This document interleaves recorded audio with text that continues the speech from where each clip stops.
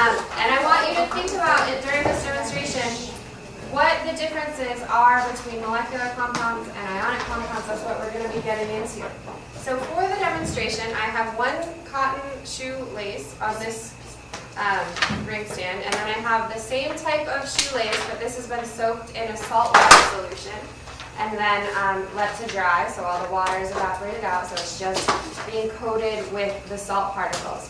Does anyone remember the chemical name and formula for table salt?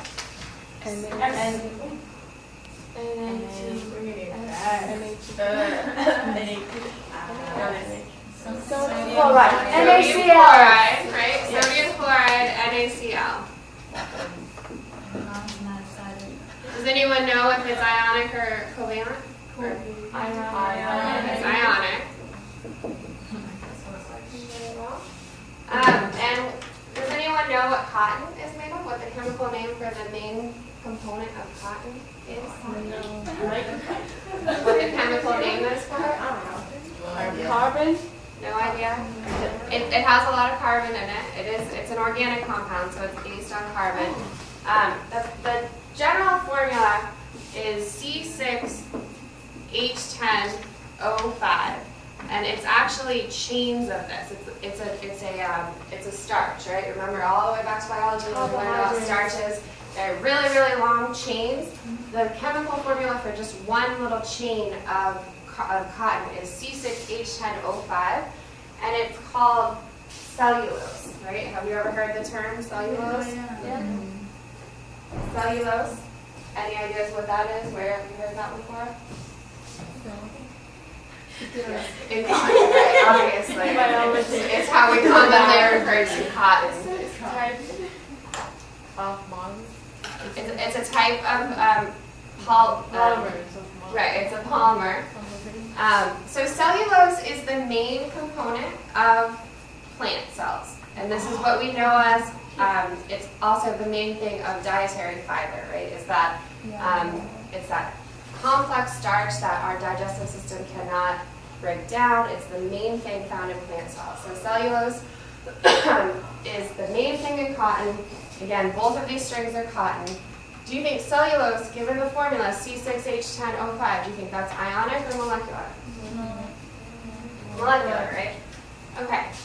So again, as we're moving into the unit on molecules and ionic compounds and the difference between them, I just want to keep in mind how these things are different, what are some different properties that they have, and to help you with that, we're going to do this demonstration. I'm going to light first the string that's just the cotton on fire. We'll make some observations, and then I'll light the one that's been coated in salt crystals, okay, or is coated by salt. Before we do that, I want you to, on your sheet of paper, I want you to write down what you think is going to happen when I light them on fire. Are they going to burn in the same way? Are they going to burn in different ways? What is that going to look like once I actually set it on fire? Cotton? This one? And this is the one that's been soaked in salt water. The cotton was in the slope. So write down your predictions. Is it vinegar? No, it's just water, so that if it, bursts into flames, Alyssa can put it out with the water. She's closest. Just take a minute, think about what you think is going to happen, and write your predictions down. Tabs or hot tops. Or soda can tabs. Can opener.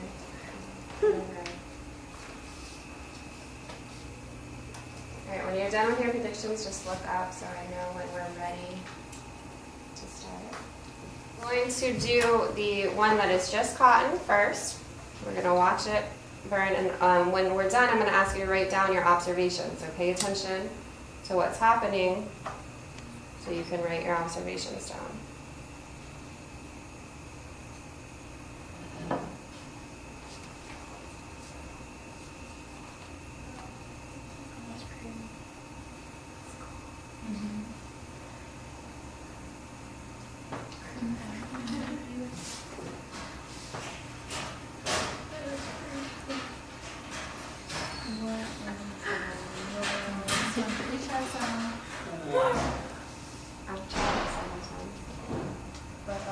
you allowed to try it?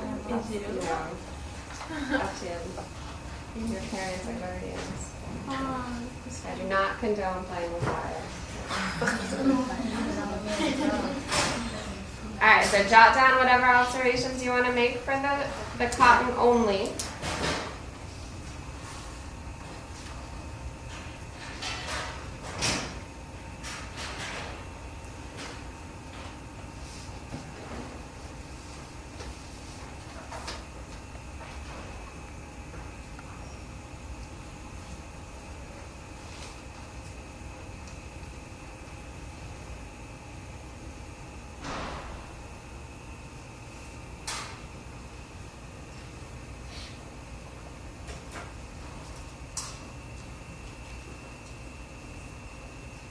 Alright, we ready to look at the next one?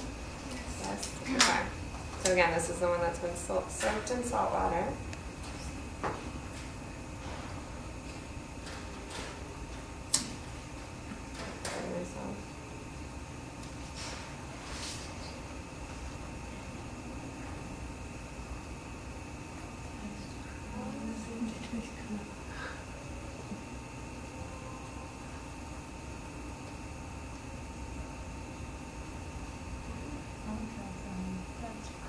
Okay, so make any observations about the salt.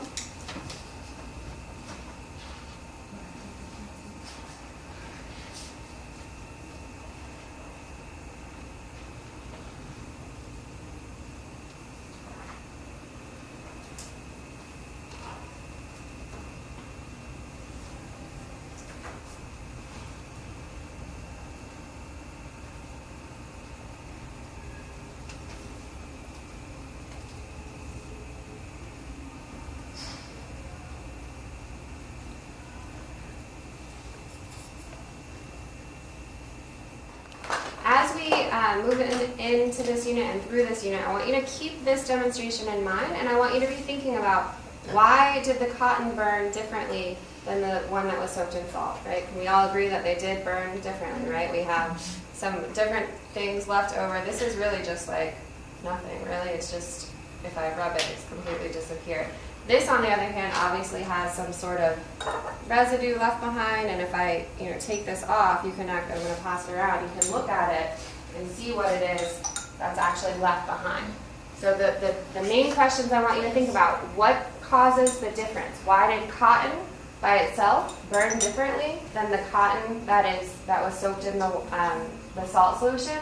And I want you to think about how we could figure out what that residue is, what is left behind from the string that had been soaked in the salt water. So those are the two questions I want you to focus on and think about as we go throughout this unit. And at the end of the unit, I'm going to collect this paper back from you after you've written a paragraph about what caused this difference in terms of keeping the focus on ionic compounds versus molecular compounds. Okay? Are there any questions or comments about this at this point? Can we do it again? Maybe at the end of the unit, before we review the paragraphs that you guys, before you guys share out your ideas and the paragraphs that you guys make, we can do it one more time. Okay? Thank you. We're going to go ahead and move, just hold on to that, just leave it in the front of your binder for now. We're going to go ahead and move back into the work that we were working on from yesterday. Okay, so putting salt in your water does not help it boil faster. It helps it boil at I like when they're this. It's like they're nice and the resource manager, the folders are in the box. So resource managers, get your groups folders. Does anyone ask that yesterday? Resource manager. The paper with the